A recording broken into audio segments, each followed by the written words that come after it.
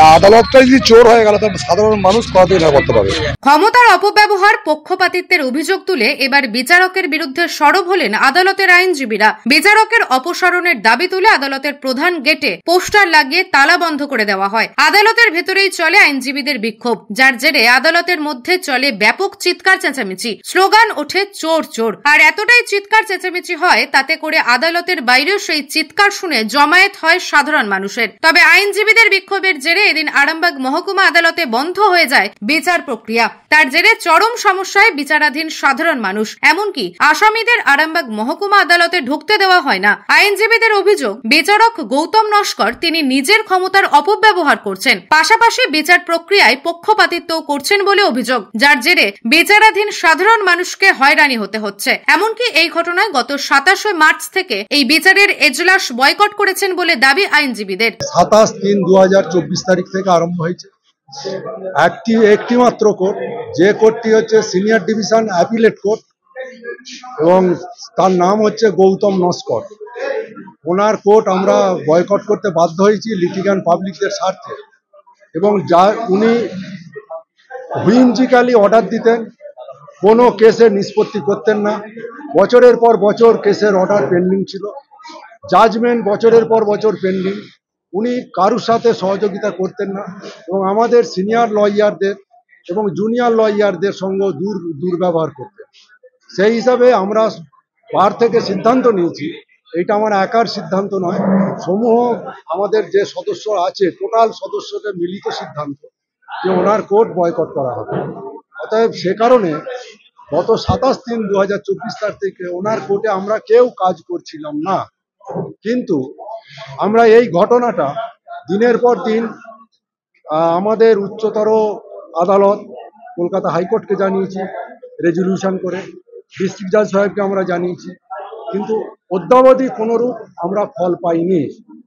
গত 24/7/2024 তারিখে আমরা ডিস্ট্রিক্ট জাজের সাথে আমরা মিলিত হয়েছিলাম, ডিস্ট্রিক্ট জাজের সাথে কথা হয়েছিল।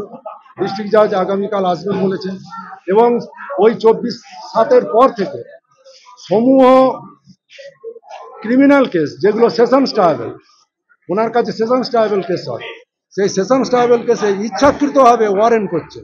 এবং উনি এমন একটি মানুষ, কোনো ক্ষেত্রে দেখা যাচ্ছে বেলেবেল ওয়ারেন্ট করছেন, কোনো ক্ষেত্রে দেখা যাচ্ছে নন বেলেবেল ওয়ারেন্ট করছেন, যেটা করা যায় না, আইন বিরুদ্ধ।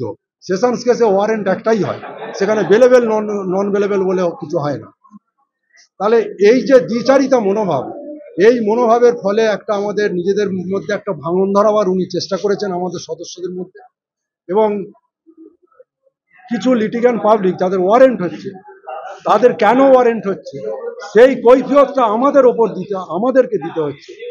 সেই লয়ার, কন্ডাক্টিং লয়ারের ওপর চাপ আসছে, সেই লিটিগ্যান্ট পাবলিক আমাদেরকে চাপ দিচ্ছে যে আপনারা এখানে ঠান্ডা ঘরে বসে আছেন, অথচ আমাদের ওয়ারেন্ট হচ্ছে আর আমরা পুলিশের ভয়ে ছুটছি। এই কারণগুলোর জন্য যখন আমরা দেখলাম যে এ তো হুইমজিক্যালি এইগুলো করছে, আমাদের মধ্যে একটা রুল অ্যান্ড ডিভাইড মানে পার্টিশন করার চেষ্টা করছে, সেই কারণে আমরা গতকাল সকলের সিদ্ধান্ত নিয়েছি যে আজকে টোটাল আরামবাগ কোর্টটাই বন্ধ রাখবো, প্রতীকী কাজ করব না, আমরা কোনো কাজ করব না কোনো কোর্টে। সেই থেকে আমাদের সকাল থেকে আজকে অ্যাজিটেশন ছিল, আমরা কোনো কাজ করতে দিইনি। সকাল 6টায় যেখান থেকে আমরা কেউ ঘুম থেকে উঠি না, উনি সেখানে ঢুকে গেলেন। তাহলে যে রেকর্ড যদি মিসপ্লেস হতো তার দায়িত্বটা কিন্তু আমাদের ওপর মধ্যেও পড়ে যেতে পারত। আমরা ওই জন্যে বিক্ষোভটা দেখেছি। আপনি এত সকাল এলেন কেন? আমরা সম্মিলিতভাবে চাইছি বার থেকে যে till removal of the Gautam Naskar from Hooghly district. আমরা হুগলি ডিস্ট্রিক্ট থেকে আমাকে রিমুভাল চাইছি। তবে গেটে তালা ও চিৎকার চেঁচামেচির কথা অস্বীকার করেছেন আইনজীবীরা। তাদের দাবি তারা শান্তিপূর্ণ আন্দোলন করছিলেন। যেটা হচ্ছে, আপনারা যেটা প্রথম কথা বলছেন যে তালা দেওয়া হয়েছে বা বন্ধ রাখা হয়েছে, সেরকম কোনো বিষয় নয়। আমরা সুষ্ঠুভাবে একটা আন্দোলন করছি। আমরা চাই আদালতের মধ্যে যাতে কোনো বহিরাগত ব্যক্তি এসে আমাদের আন্দোলনকে প্রভাবিত না করতে পারে, বা বহিরাগত কোনো লোকজন আমাদের যে সুষ্ঠু আন্দোলন সেটাই কোনো রকম ব্যাঘাত ঘটাতে না পারে।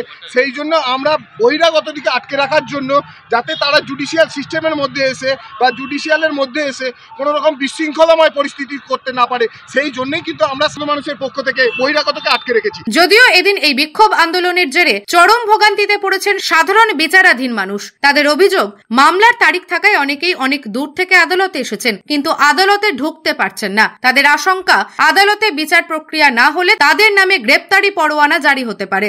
আজকে আমার কোর্টে ডেট ছিল, সেই জন্য এসেছি। এসে দেখলাম এখানে সব গেটে তালা দিয়ে দিয়েছে, কাকেও ঢুকতে দিচ্ছে না, কোনো উকিল মহরীদের সঙ্গে যোগাযোগ করা যাচ্ছে না, সবটাই অসুবিধার মধ্যে পড়ছি। কিন্তু আজকে থেকে আমরা বুঝতে পারছি, আজকে যদি আমরা অ্যাবসেন্ট হই আমাদের ওয়ারেন্ট হয়ে যাবে, এর ফল ভোগ করতে হবে আমাদের ক্লাবনি, আমাদের এই আমরা যারা বিচারপতি তার দিকেই আমাদেরকে এই ফল ভোগ করতে হবে।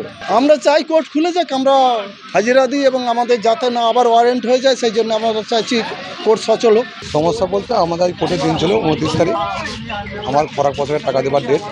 প্রতি মাসে আমি আসি, যদি আমার একদিন লেট হয় কিন্তু আমাকে ওয়ারেন্ট বেরিয়ে যায়। কিন্তু আমি তো বিষ্ণুপুর থেকে আসছি, আমার বাড়ি গোঘাটে। আসার পর দেখছি যে কোর্টেতে সমস্ত গেটে চাবি, আজকে নেই, কাজকর্ম হবে না। কিন্তু কোর্টের উপরে, 1 নম্বর কোর্টের উপরে দেখা যাচ্ছে চোর সদান হচ্ছে। তাহলে চোর কারা?